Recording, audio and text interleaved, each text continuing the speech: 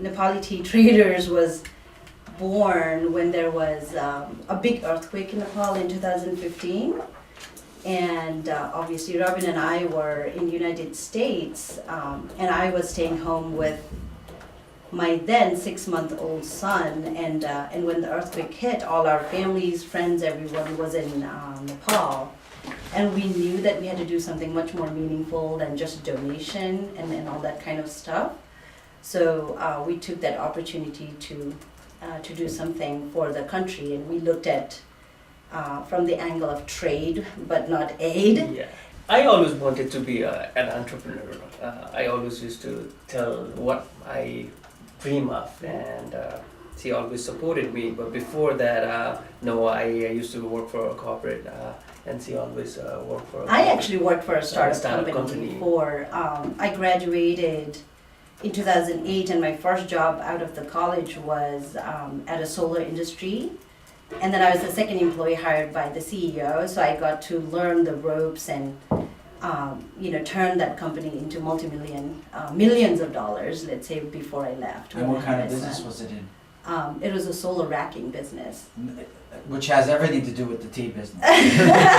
Which, no, entrepreneurship is entrepreneurship. Yeah. The roots, I tell that to people all the time when I say you can always learn the business, but being an entrepreneur or a leader, that's the key. Yeah. Learning how to do that. Yeah. And do you have entrepreneurial experience also, Rebin?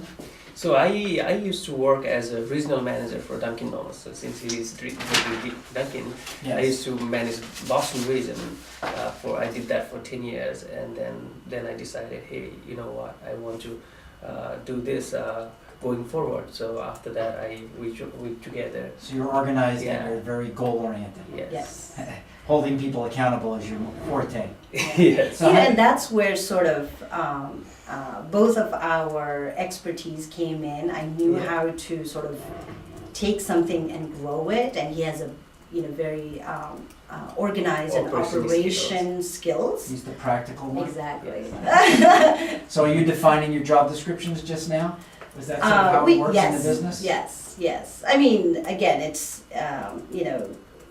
both of us, husband and a wife, and we brainstorm ideas all the time and all of that. But that's pretty much how we run the show. He takes the minute the tea lands at Logan, he takes care of everything, and I sort of take care of the marketing and forefront face and stuff like that. So the tea business is a very cluttered market, and there are some very big players in the market. What makes you so special, and why do you believe you're going to be able to create your shelf space? Sure. So the first thing is Nepali Tea Traders is the first company that is a single origin focused that brings loose leaf teas from Nepal.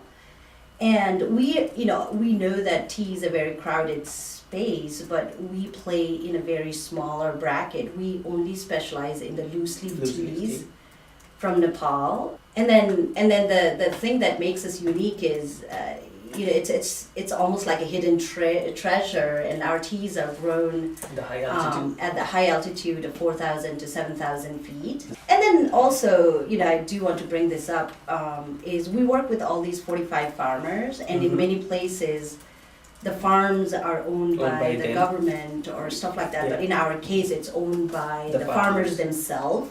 So they treat their farms and all the things associated with it like their own baby. Own babies, yeah.